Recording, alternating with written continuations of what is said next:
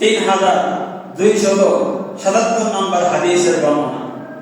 قال رسول الله صلى الله عليه وسلم রাসূলুল্লাহ সাল্লাল্লাহু আলাইহি ওয়াসাল্লাম বলেন, ইযা দাখালা রমাদান, যখন রমজান মাস শুরু হয়ে যায়, ফুতিহাত আবওয়াবুল জান্নাহ, জান্নাতের 8টি দরজাই খুলে দেওয়া হয়। ওয়াগুলিকাত আবওয়াবু জাহান্নাম, জাহান্নামের দরজাগুলোকে বন্ধ করে দেওয়া হয়। জাহান্নামের দরজা কয়টি? 7টি। কয়টি? 7টি।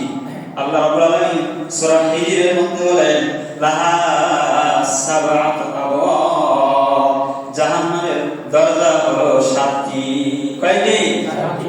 রমজান মাস যখন শুরু হয়, জাহান্নামের 7টি দরজা বন্ধ করে দেওয়া হয়। ওয়াগুলিকাত আবওয়াবু জাহান্নাম ওয়া সুলসিলাতিশ শায়াতিন, আর শয়তানদেরকে শিকলে আটকে ফেলা হয়। শয়তানদেরকে আটকে রাখা হয়, শিকলে বেঁধে রাখা হয়। সুবহানাল্লাহ।